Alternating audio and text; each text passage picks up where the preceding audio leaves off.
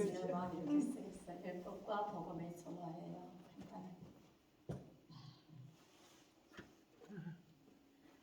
먼저 율법의 용어에 대해서 보겠어요. 율법의 용어는 죄를 찾는 거죠. 죄 찾고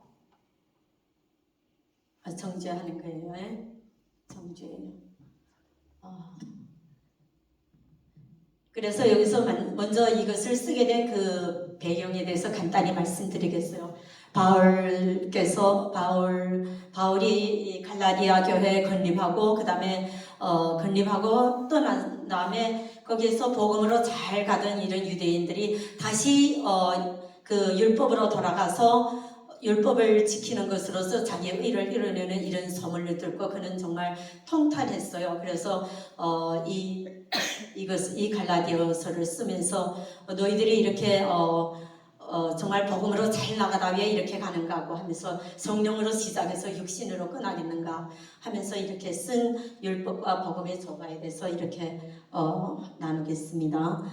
이런 배경 속에서 쓴 것이 먼저 율법의 용어에 대해서 써서 율법의 용어는 정죄입니다. 그럼 이 정죄인데 하나님께서 이 율법을 줌으로써 우리가 죄를 알고 죄를 정죄하는 것입니다. 그런데 유대인들은 어떤 오해를 했는가 하면 율법으로서 의롭게 되려고 했습니다. 율법으로 의롭게 되려고 했어요. 그래서 그런데 의롭게 될 수가 없어요.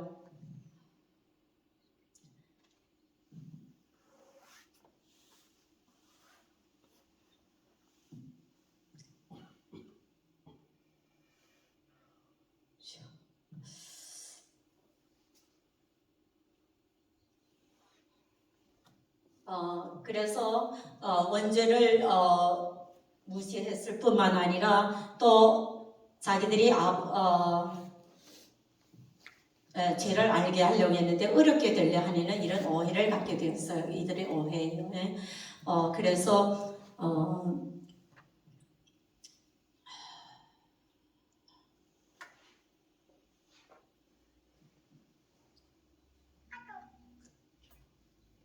아브라함 그 원죄를 무시했을 뿐만 아니라 이들은 선민의식으로 아브라함의 자손이라고 이 구원은 따놓은 당상이라고 이렇게 생각했던 거예요. 그런데 이것은 잘못됐다고 바울이 이렇게 말하면서 회개하라고 했어요. 그래서 이 오해를 수정하라. 세 가지로 수정하라고 했어요. 그럼 첫 번째는 하나님이 보낸 이 율법을 오해하지 말라고 했어요. 율법을 보낸 하나님을 오해하지 말라고 했어요. 하나님 오해하지 말라. 그래서 그 다음에 두 번째는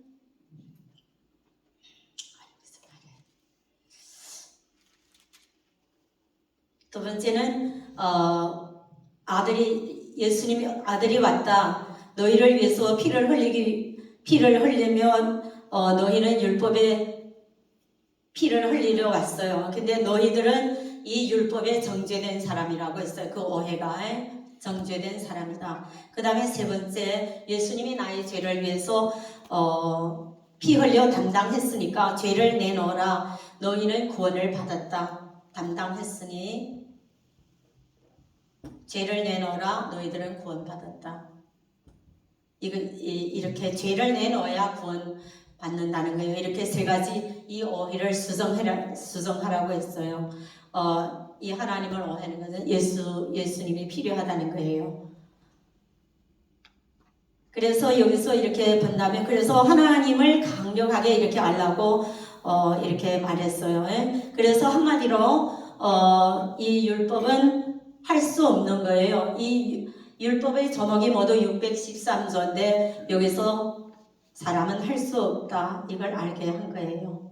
사람으로서는 할 수 없다. 그래서 예수님이 꼭 필요한 거예요.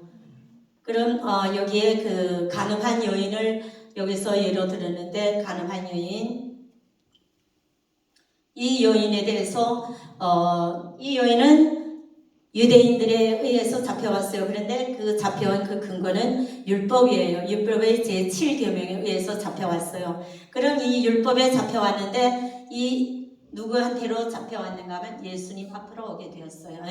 예수님 앞으로. 예수님이 복음이죠. 그래 예수님 앞으로 잡혀오게 됐는데 이 율법에 따르면은 가늠한 여인은 돌로 쳐 죽을 수 있다고 했어요. 그런데 예수님께서 땅에다 이렇게 글을 썼는데 뭐라고 썼는가, 참 저는 이거 볼 때 뭐라고 썼겠는가 생각했는데 목사님의 그 말씀이 참 이렇게 썼겠구나 정말 너무 좋았어요. 그래서 첫 번째는 여자를 보고 음욕을 품는 자마다 죄를 지은 것이라고 했어요. 그러니까 이것은 더 깊이 있게 이렇게 말하고, 그 다음에 두 번째는 돌로 치는 자도 살인죄예요. 쳐 죽이는 것도 살인죄요. 그럼 여기서 죄 없는 자는 돌로 치라고 했는데 이들도 죄 있는 자죠. 그럼 이렇게 말했을 때, 이렇게 썼을 때 이 유대인들은 다 떠나버렸어요. 그럼 우리가 알다시피 이 사람들도 다 이 죄가 다 있는 거예요. 그럼 이렇게 볼 때 예수님 앞으로 올 때 이 여인은 어떻게 됐나요? 죽음에서 살게 되었어요. 그러니까 우리 여기 비유라 하도 너무 좋을 것 같아요. 이것은 그래서 예수님이 이렇게 말했죠. 너를 정죄하는 사람이 있는가? 없다 그랬어요. 그럼 나도 너를 정죄하지 않으니까 앞으로 죄를 짓지 말라고 했어요. 그러면서 예수님은 여기 이 여인은 그러니까 죽음에서 이 율법에서 예수님 앞으로 와서 살게 되었어. 이것처럼 우리도 정말 죄를 많이 지어요. 죄를 지을 때 우리는 누구도 이 율법에 정말 613조에 하라 하지 말라 이 적극적인 명령, 소극적인 명령에 다 할 수 없어요. 그래서 다 할 수 없기 때문에 오로지 예수님 앞으로 와야 되는 거예요.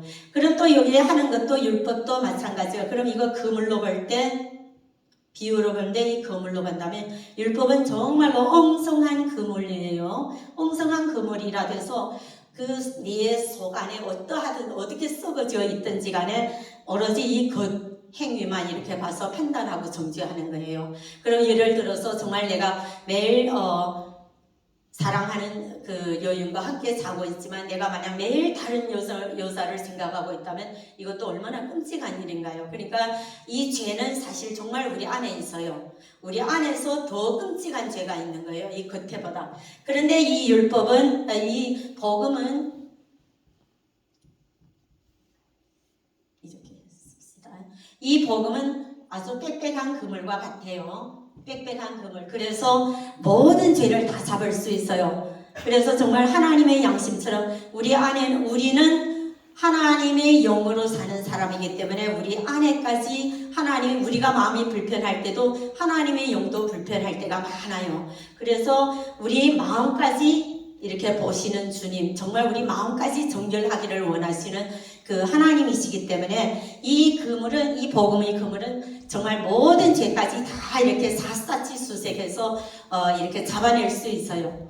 그렇기 때문에 이 두 개의 그 구별이 이러하다면 때문에 죽을 수밖에 없는 우리 죄인이지만 모든 분이 예수 그리스도가 필요하다는 것을 알려줍니다. 그래서 예수님이 우리 대신 이렇게 죄가 많은 우리의 죄를 예수님이 그 몸으로 다 담당하셔서 십자가에서 죽음으로써 그 피값으로 우리 죄를 다 담당하셨어요. 이미 담당하셨기 때문에 알든 모르든 우리가 오로지 믿음으로 이 예수님을 믿을 때는 이 죄의 속함을 우리가 취하게 되는 거예요. 그러니까 마지막에는 어디로 가야 되는가? 오로지 믿음으로 가야 되는 거예요. 그래서 의인은 믿음으로 살리라고 했어요. 그리고 율법의 강령 여기서 하나 더 이렇게 보충하겠어요. 율법의 강령으로는 5가지가 있죠. 4가지가 있죠. 사랑하라, 거룩하라, 의로우라, 신령하라. 그런데 그 율법으로 볼 때는 사랑하다 하다 나면 우리는 누구도 이렇게 끝까지 사랑하기가 힘들어요. 그럼 사랑하다 탈락되고 그 다음에 또 멸망의 길로 가게 됐죠. 그럼 이 4가지를 다 이렇게 할 수가 없는 거예요. 그런데 우리 복음은 예수를 믿는 자들은 이 예수 그리스도의 은혜 안에서, 그러니까 이 모든 율법은 다 죄인이기 때문에 오로지 예수님의 이 하나님의 은혜 아래에 들어가야 된다는 거예요. 그래서 모든 이 죄인들이 하나님의 은혜가 없이는 될 수 없다. 그래서 하나님의 은혜 안에 필요했어요.